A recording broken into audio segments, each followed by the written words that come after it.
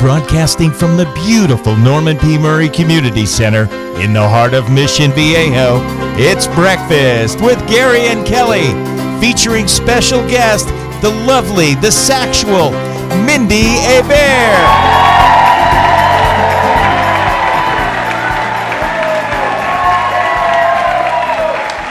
Welcome to Breakfast with Gary and Kelly, everybody. Wow. Thanks for being here. That's a good crowd. We have a full house. Apparently it's a grind send over no decaf this morning. I think that's a very good possibility. This is a great morning. This is a great morning. Look at this. Look at this. You see this? Other people all over the planet want this. They can't get it. Only here. And for those folks at home listening, what is this? Mindi Abair's brand new release, Wild Heart. Oh. We are so thrilled. I mean, this is not an easy thing to find time in her schedule. You know what I'm saying? But she is here this morning. Ladies and gentlemen, please welcome Mindi Abair.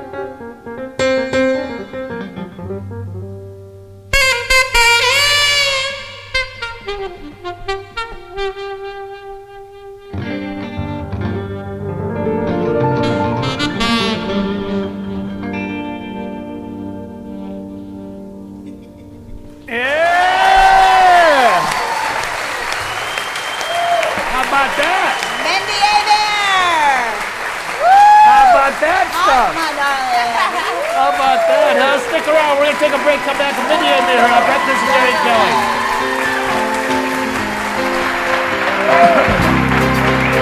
Welcome back to Breakfast with Gary and Kelly, where apparently we had to remind the audience not to flash. I don't know what that says about our audience. Some of you, it really is good advice, too, by the way. I don't know what that means. Mindi! They've got to save it for the concert. Is that what it is? That's what it is, exactly right. How are you? Thanks for being here. I'm so glad we finally made this happen. This is too cool. We've been talking about It's this for time. 2 years. I know. No, it's totally I know. time. It's like, woohoo! And this is so exciting today. Look at this. I was busy working on new music. I was in know. the studio. I was Crazy hibernating. busy. Oh, well, yeah, right, hibernating. Okay, I was on the road and working on new music, and yeah. I like taking over the world. I like keeping busy. You have been everywhere. Yeah. Everywhere. Yeah. It's a good thing. How fun is this, huh? I know. I literally saw the CD last weekend for the first time. You know, I got to tell you, it's a different thing. You know, as a musician, you go into a studio and you know, you write a bunch of music with your friends or, you know, hanging out. Then you go into a studio and you just kind of hole up in there, you know, and you don't see the light of day for quite a while. And you do all this music, but then it has to sit around. And you can't go out and play it, and it's not on the radio, and you know, all this stuff. It doesn't really exist, but it does exist. So, you know, to get it out there and to see the artwork and to hold it in your hands, it's a very special thing. It's like, oh, my CD, it exists. It really does exist. How long before, after it was finished, to the production part where you actually saw it? What was the time frame? You know, we finished recording this in November. Oh, that long ago. Yeah, and I finished just the last couple parts, like Greg Allman, we had written the song, but we hadn't Greg Allman. done it, yeah. Greg so Allman, folks. in the middle, I know, Oh, my home, I just got chills. Okay, I goosebumps. So yeah, in the middle of my Christmas tour, I literally, you know, hopped on a plane on our one day off and flew to Greg and recorded him and flew back. So, you know, just a few things were left for December, but then it was done. Look at this. How cool is that? that That's it? you and Greg Allman face to face in the studio. Oh, my goodness. That is really, really cool. This whole thing is really a product of the last 2 or 3 years for you that have just been Yeah. through the roof. I mean, the people that you've got on this deal, besides Greg Allman, Booker T. Booker T. I love him. Oh, my goodness. Talk about, just... You know, Booker T is one of those people. I had never met him, but I'm such a huge fan, and I wanted to make a record that was timeless and that maybe harkened back to that time that a saxophone was as integral of an instrument as guitar was. You know, back in the early rock days, King Curtis was as big of a star as any of the guitar players. You know, same thing with Junior Walker. It was really mainstream music. So I wasn't looking to make a smooth jazz record or a contemporary jazz record or a rock record or a soul record. I just wanted to make something that kind of was that ilk of the saxophone was a really cool, beefy kind of rockin' instrument that could get in there and get gritty and bluesy and all of that kind of harkening back to those days. Booker T did that better than anyone. I thought. Absolutely. And here's this guy that, you know, B3 was a real uncool instrument. No one listened to it until Booker T at 17 wrote Green Onions, and all of a sudden it was the hippest instrument on the planet, and everybody started using it. So I figured, you know, he knows instruments that are only known for one thing. Like saxophone, kind of now, people think of it as, oh, well, they play jazz if they play saxophone. Yeah. But that's not the case. So how do you change people's perceptions? And I thought, I want to get in a room and write with Booker T. I want his heart and soul, and I want his energy. Explain the phone call. Did you call him? Hi, this is Mindi. You don't know me. I mean, how did you make that connection? I literally asked everyone I knew. Okay. I asked, you know, guys in my band. I asked guys in other bands. I asked, Put the word out. producers. I asked people at the label. Finally, one person, John Burke at Concord Records, who's one of the heads of Concord Records, is like, he is on our label. And I was like, I know. You could just call him because you probably have access to his phone number, right? I mean, I've been on your label for now 3 records. Maybe I've worked my way up to the fact, you know, that you would help me meet Booker T. He made a call, and we were in the studio writing in about a week. And I was like a kid in a candy store. How old is Amazing. Booker T now? I don't know exactly how old he is. I mean, he was 17 when that first song came out, Yeah, so my he's goodness. not, you Yeah, know, right. he was really young when his fame started. But I think he's probably around my dad's age, Yeah. 69 or 70. Yeah. But I mean, the guy just has this charisma, this spirit, and you get in a room, and he's kind of a man of few words, but musically, he thinks in melodies. And he's a keyboard player, but you listen to the songs on this CD. I know a lot of you have it in your hands. Listen to the songs that we wrote together. And you're not only going to hear my melody, but you're going to hear this melody that he is playing that's just shapes. And it's really amazing. He started out as a sax player. Oh, is that right? Yeah. Wow. Actually, he has one of my saxophones now because he wanted to take it up again, and he had given all his horns.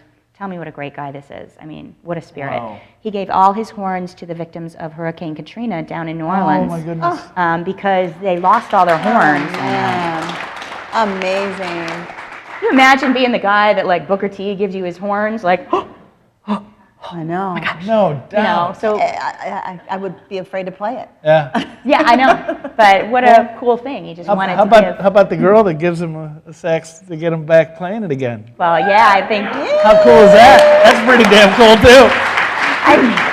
I think sometimes you have to be the karma. You can't just, you know, oh, karma's going to happen. No, sometimes I was just like, that's the best thing I've ever heard. And I got a saxophone at home, and I'm just going to bring it to you. So, yeah, that's what I did. It's amazing. And he's playing. So we've decided, he's doing a show with me May 30th to open up the Newport Beach Jazz Festival. Right. And I know.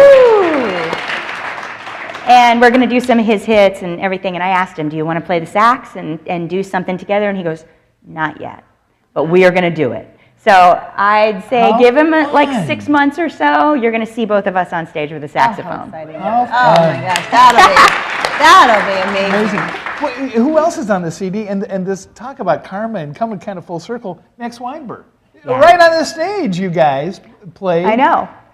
Crazy. Now, that actually happened coming out of the Newport Beach Jazz Festival, too. Clarence Clemens died a few years ago now, and I'm, you know, one of the only jazz saxophonists that bows down to him. I mean, as a kid, he was the big man. Oh, yeah. How could you be cooler than the big man? Exactly. I didn't want to be John Coltrane. I would have loved to be Clarence Clemens. I just thought he had all this power and this force, and every note he played, he just had everything in it, you know. And he passed away, and I put something on Facebook and just said, you know, what a loss. This guy was a real force of nature with the saxophone. He just, you know, had such a sound, and he's going to be missed. And the promoter down at Newport Beach Hyatt called me, and he goes, you know, Max Weinberg is playing this weekend, and he's going to keep his show. I figured he would cancel it, but do you want to come down and play some of Clarence's parts? And I was like, I know every solo. I know every part. You just name it. I am there with bells on. And so I went and played, and How was that? I mean, how did that make you feel being on stage with him? I was in heaven. I just thought, oh my gosh. I would think that under any other circumstances, you know, it would be totally heaven. But in that instance, there would be a lot of extra pressure. It'd be like, oh man. I didn't feel it as pressure. I felt it as mourning, you know, and because we were all at that point, you know, he had been gone about 5 days, you know. So I mean, it was very fresh, and you know, I didn't know him. Max knew him for 40 years. He'd been in a band with him, and you could just see Max, you know, just kind of feeling it. And I didn't know Max well, but for me, I'm sitting there playing the parts and just thinking, my gosh, I'm playing Clarence Clemens parts, and he's not here, and I'm playing him with Max, and I felt this, you know, just sadness, but, you know, I guess sadness and euphoria at the same time. It was a little odd. Yeah. Did you get to a peaceful setting as all? I mean, I would think that you would kind of like grow into your own and say, okay, I got this. Yeah, it turned out to be a really beautiful thing, and at the end, you know, Max came up to me and he goes, you know, we're going on a little tour. You want to join us? I don't know if you got time off or, you know, what you're doing. I'm like, After I get done with Aerosmith, I'm sorry. I've got to go with Max. So, you know, I went, and it was a great way for me to kind of immerse myself in a little more blues and rock and roll. We were out on the road with Max and with Bill Champlin from Chicago, and this was one of our shows. We played here. Right in this room, exactly. And, how cool to be right back here for the release of my record. But it was great to immerse myself and get to play that kind of music with those guys that are, powerhouses. I mean, we're not talking, even just rock and roll. We're talking rock and roll, And it was a great learning experience, and it was really, really inspiring. So when I started making this record, he's like, well, don't you need drums on it? I was like, yeah. And literally, he's on the road all the time with Springsteen. They just got inducted into the Rock and Roll Hall of Fame, by the way, E Street Band. Exactly right. Yeah. Exactly right. Amazing. But what a great guy. We met up in New York. I had a show with Peter White and Rick Braun for our Christmas show, and he was doing a show about a mile away, and I was like, can I get you in and out of the studio before sound check? And he's like, yep. So we came in, we talked a little bit, and did the track, and had a blast, and went our separate ways. I went in and sat in with him after our show. But it's nice to have friends that'll, be, hey, do you need drums on it? Yeah, of course I do. Yeah, so he played on a track with Waddy Wachtel that Waddy and I wrote. And Waddy, you probably don't know this guy's name, but he's one of the most incredible guitarists on the planet. He played with Linda Ronstadt for years, Bob Seger for years. He's played with Stevie Nicks for years. The way that I met him was he's Adam Sandler's music director. And I started working with Adam Sandler in 1995. Come about? Another one. Look at this. Too funny. I'm laughing at him, see? I know. That's what you're supposed to do. That's got to be hilarious. You're doing the dreidel thing right there, right? Amazing. Yeah, so it's fun to have stuff. friends come on your record and help you kind of create a sound and a vibe, Yeah, absolutely. Well, we're thrilled you're here. We're going to take a little break and come back and talk about creating some sounds. Put these guys to work, all right? So stick around here on Breakfast with Gary and Kelly with Mindi Abair.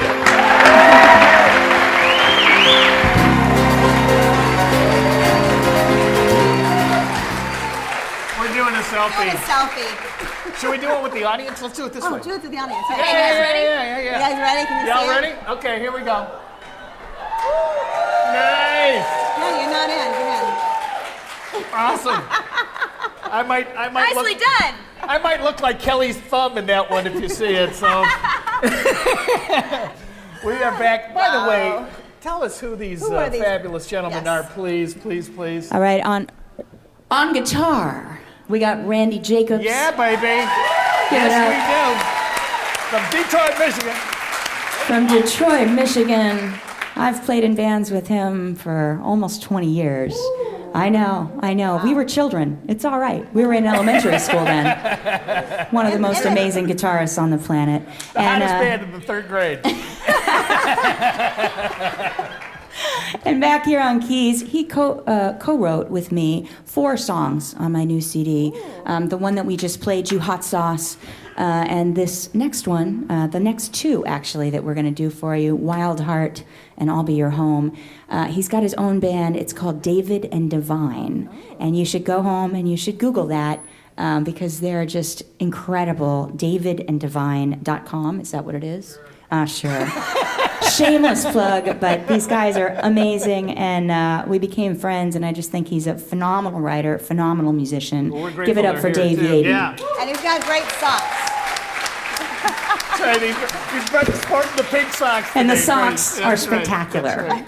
All right, well, do it. Take us away here. All right, we're going to play you another song off the new one. This is the title track, and this is a song that David and I wrote, and I think it's a fun one. I called it Wild Heart.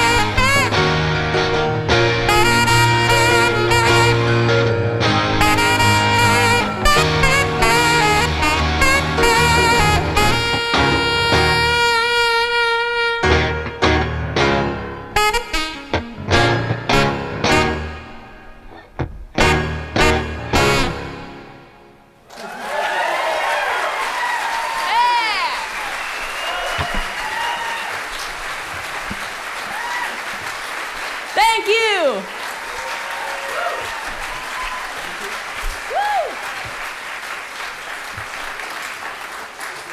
I love that song. That's why it had to be the title track. I tried to find a title that encompassed all the music and that spoke about the music. I couldn't find that, but I did find a title that encompassed and spoke about me. And I have kind of an interesting journey, playing with all the different people I've played with and putting my band together and doing the different styles of music that I've done with my band. So I thought Wild Heart was the correct title for a record talking about me.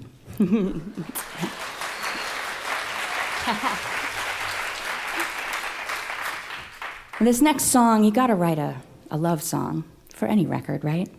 I wrote a bunch, but this was the one that made it. And this particular song, it talks about kind of where you find love or where you see love. Some people think, I love going home, and they think of that as the city that they go home to. Some people think of it as, the brick and mortar, the building that they go to, that's my home. But then other people think of it as the person as their home. And I travel a lot, so I needed to write a song saying what I thought, which the person is your home. So this is I'll Be Your Home. On the CD, Kebmo sings along with me. And, Kebmo. I love the way you say it. But, Kebmo. But Randy's going to sing his part today.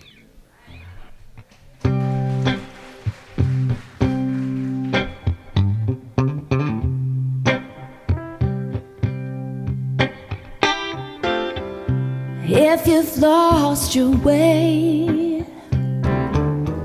know that I'm here to stay. I'll reach out my hand, I'll always stand by you.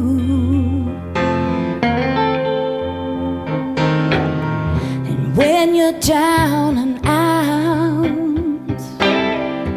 you've been left high and dry, you just call out my name, 'cause there ain't no shame in crying.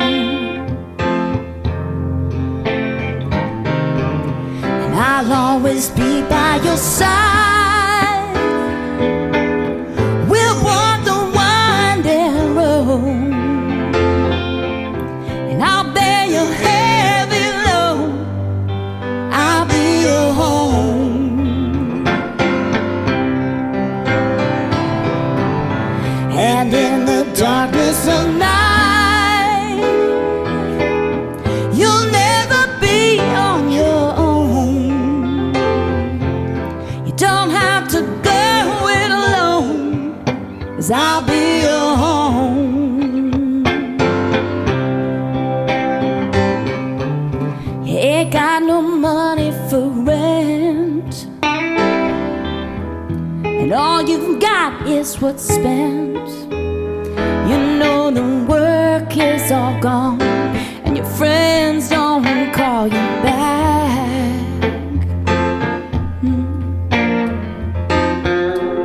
But we've got what money can't buy, and our love will keep us alive. We don't need a lot, we've always got tomorrow. And I'll always be by your side. We'll walk the winding road,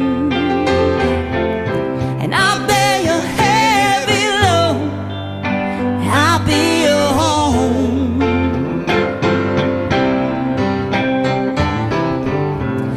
And in the darkness of night, you'll never be on your own.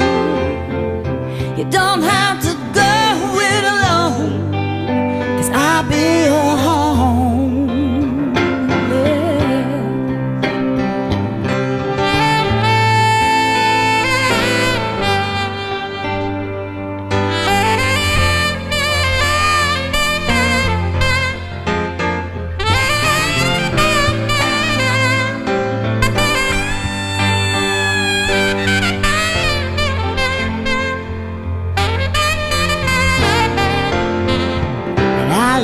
always be by your side.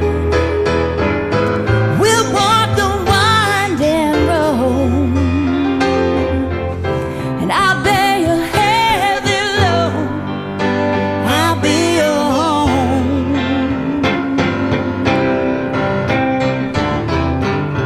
And in the darkness of night,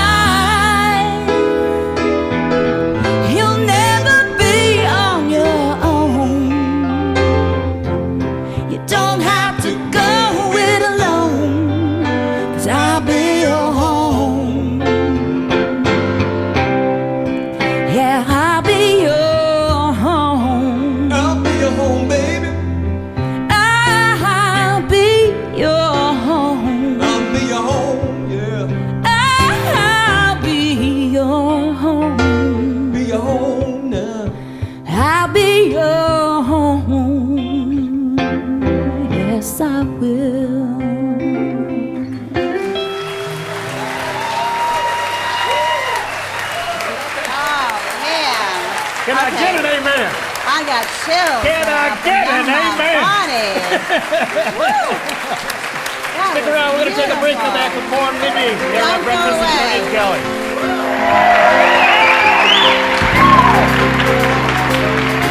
Wow. Welcome back to Breakfast with Gary and Kelly, everybody. Nice. I don't know about you, but I got goosebumps on my legs, and I'm all. Too. I'm we got some responses to our Oh, selfie. yes, our we did. selfie. Oh, really? That's right. I In the Twitter sphere. I don't know what that is. Well, the selfie that we took, I tweeted it out, and we have a couple in England. Wow. Nick and Rachel, they just got married, and they're listening. And they say Kelly owes them $20 too, so I don't know what that. No, it's not really true at all. No. But they're in England, and they say hello, and That's great. yeah, That's they kinda cool. respond like woohoo. So we got somebody. I'll from tweet back. across There you go. across the world. Yeah, exactly. And up your Just block. never know. Just It's never really know true. who's listening. It's really true. It's Seems bizarre. like it's just us in this room, but I do Yeah, know I that You know what? that's not. I want to do a couple more of these things. You've had some crazy. You got some really cool pictures up on your website. Do I? You really You do. did with You people really that- do. I mean, look at this one. Look at this. Anybody I recognize remember that guy? that. I mean, how about that? Oh no, I remember the day that you met him. I was watching, and I remember what he said. Uh-huh. I remember. Who's your sax player, dude?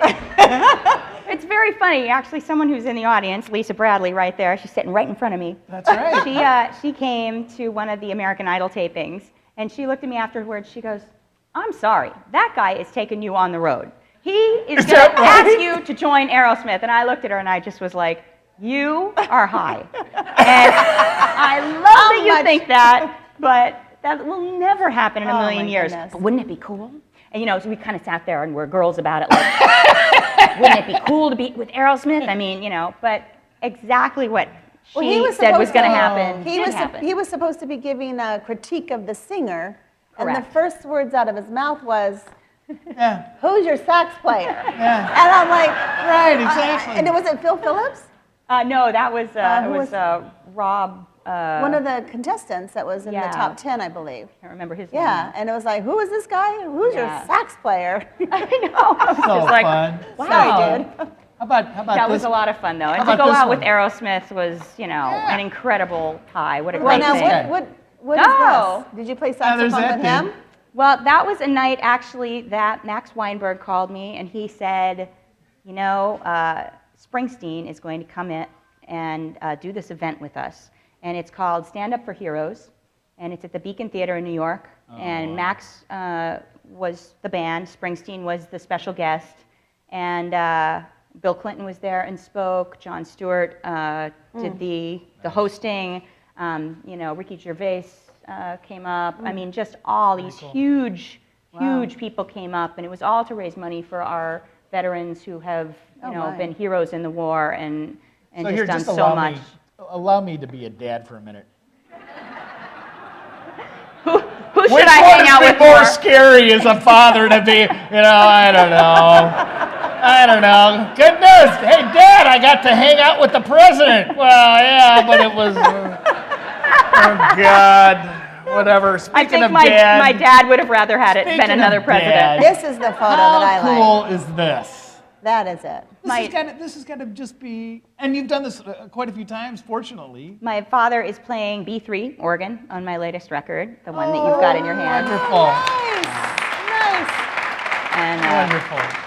he was a great inspiration to me early on. You know, I grew up on the road with his band, and he was always. We want to know, especially. backstory. I mean, how in the heck did you? I mean, he obviously was a player. Yeah. So he played the saxophone. He played saxophone and B3 organ. And then when did you pick up the sax and say, "What's this, Daddy?" I mean, the first 4 years of my life, I was on the road with his band. You know, just traveling. We didn't even have a house. We just traveled from city to city, and he was that player that just had a good time. You know, they were out there. It was kind of a blue-eyed soul band. It was called the Entertainers.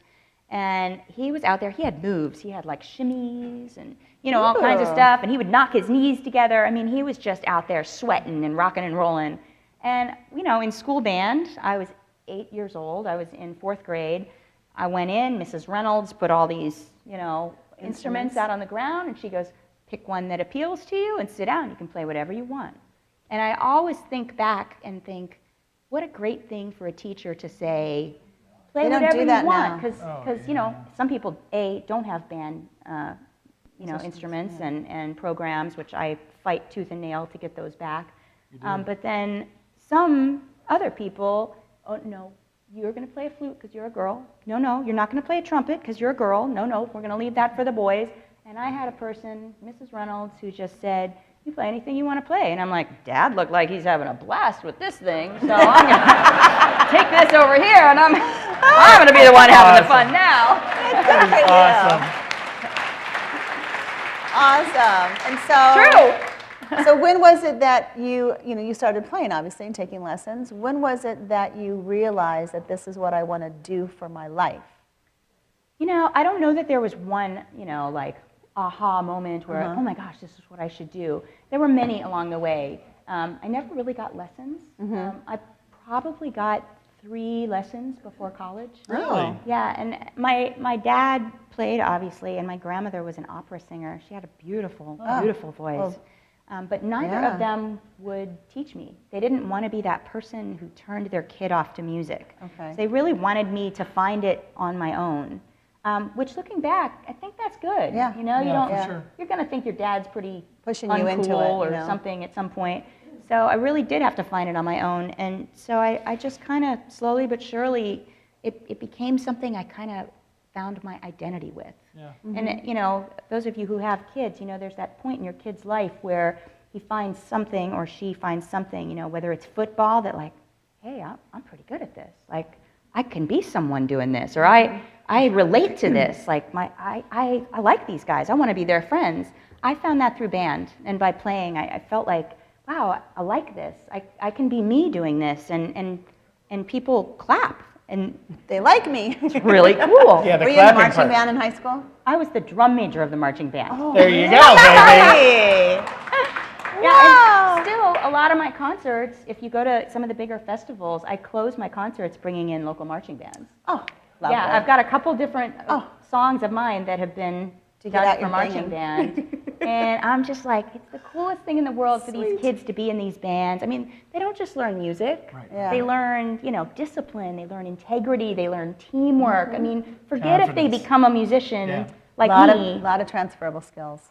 Huge life skills, and I just think it's so cool. These kids come in, and I work with them before the show, and they're you know, kind of timid and okay, well, what are we doing? Okay, by the end, these kids are just rock stars. You know, they just and we did it at the Hollywood Bowl, and these kids were just my like, goodness. oh, we just played at the Hollywood Bowl. You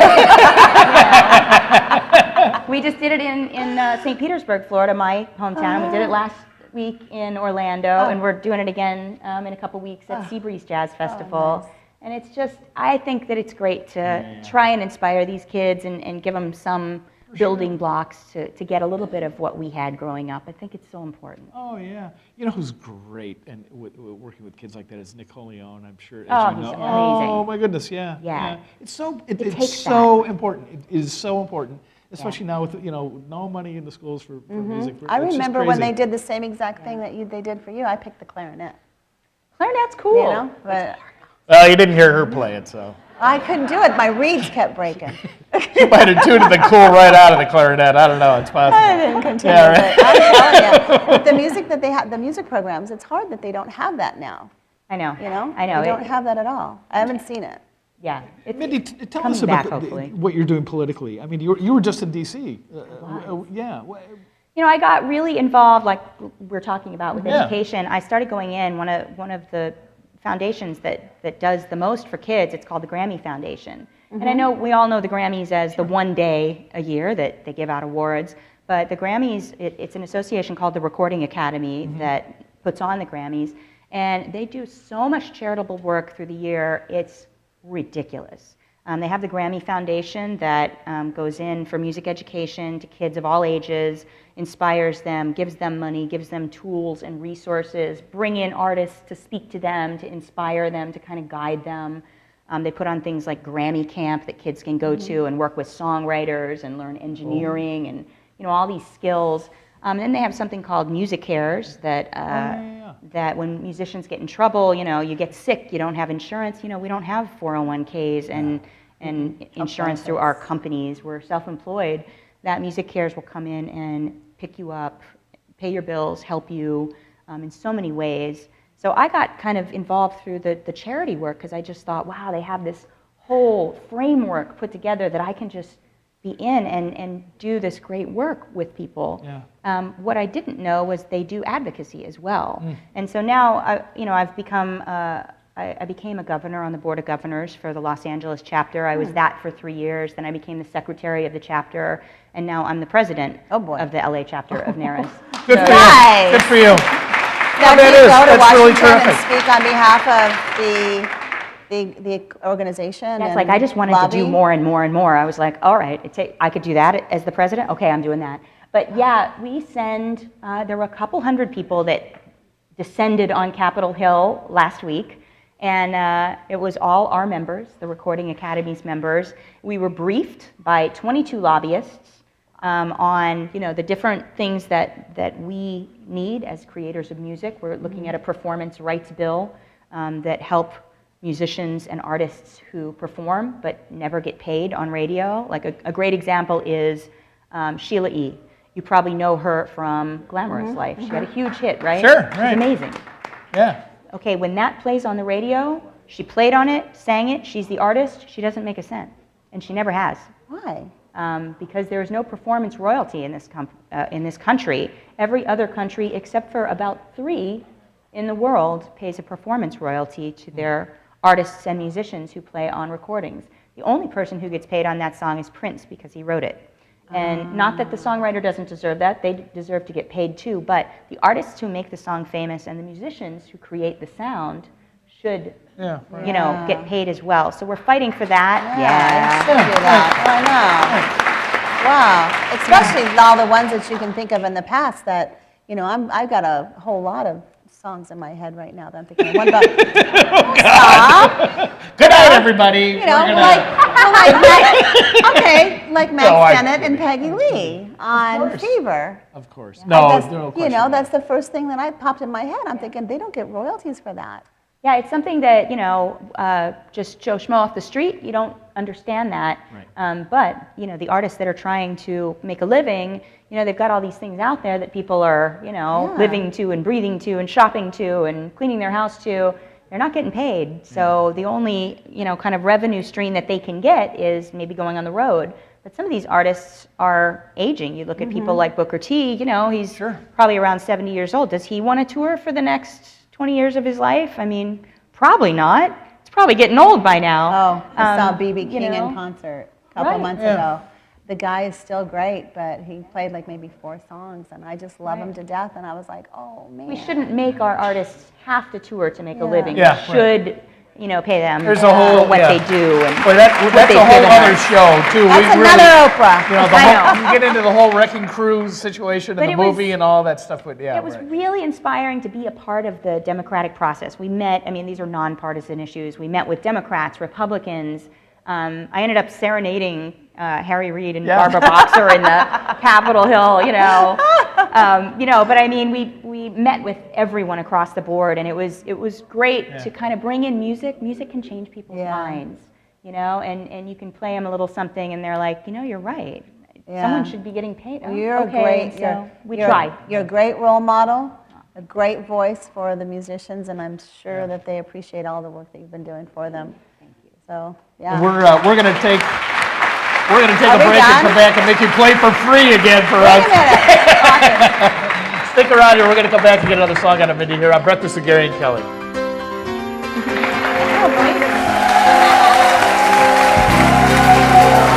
This has been flying by, hasn't it? It's ridiculous. I can't it believe really how is. fast this morning has I know. gone. It's gone so fast. We need partly another because- hour. Yeah, I know. We'll have her back. How's We'll that? have to get her to come back again. Yeah? Exactly. Okay. Before we even lose our chance, thanks so much, Randy, for Yes. coming. Dave, great to meet you.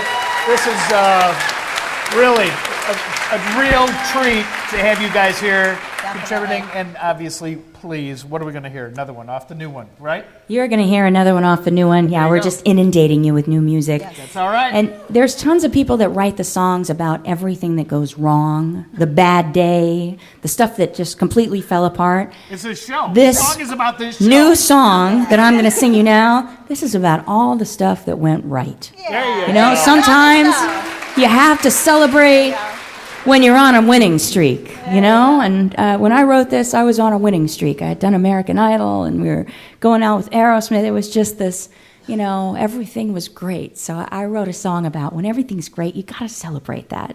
This is called I Can't Lose.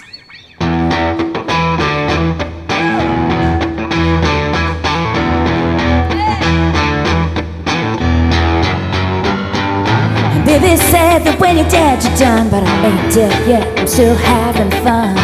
Ooh, ooh, ooh, ooh. Life is tough and it can take you down, but this queen ain't ready to lose her crown. Ooh, ooh, ooh, ooh. And money comes and money goes. No, it doesn't matter to me. And there's hell to pay, but heaven knows why I'm riding this winning streak, son. You think that I'm done, but I'm on a run, baby, I can't lose. Can't you see that I'm on to the teeth? I've got an ace up my sleeve, baby, I can't lose.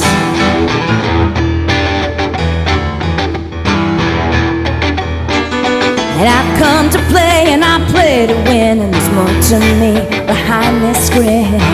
Ooh, ooh, ooh, ooh. And I've moved on from yesterday. You know it's my time, it's gonna go my way.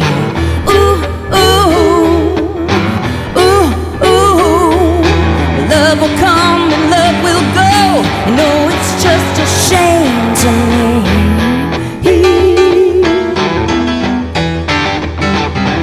Can dream, but I still know that I ain't done with this winning streak, son. You think that I'm done, but I'm on a run, baby, I can't lose. Can't you see that I'm on to the teeth?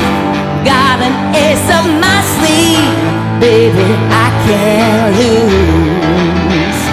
You know, son, you think that I'm done, but I'm on a run, baby, I can't lose. And can't you see that I'm on to the teeth? Got an ace up my sleeve, and I can't lose.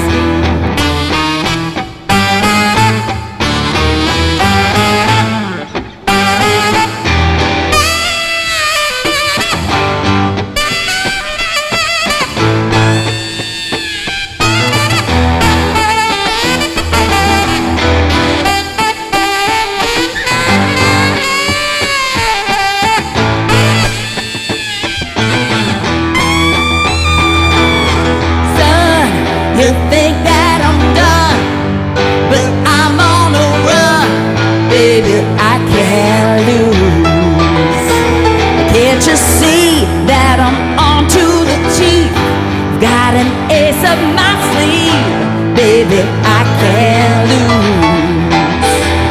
I said, son, you think that I'm done, but I'm on the run, baby, I can't lose. Can't you see that I'm onto the team? Got an ace up my sleeve, I can't lose.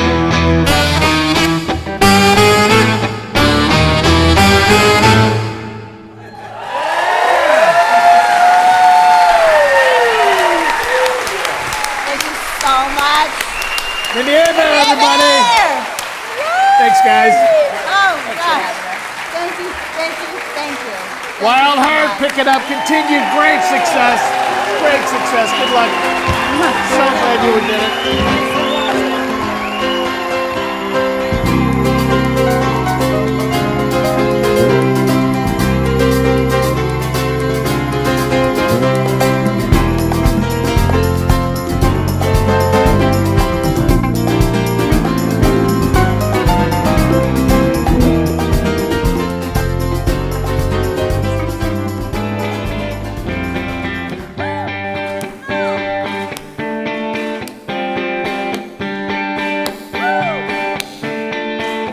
You gotta have a groove in the morning.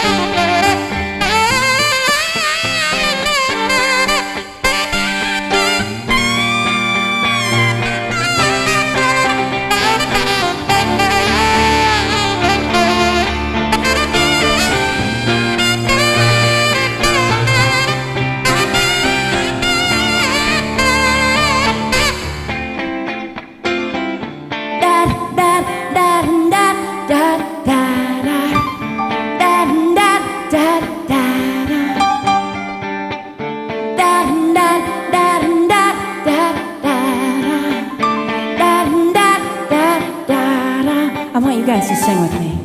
Da da da da da da da da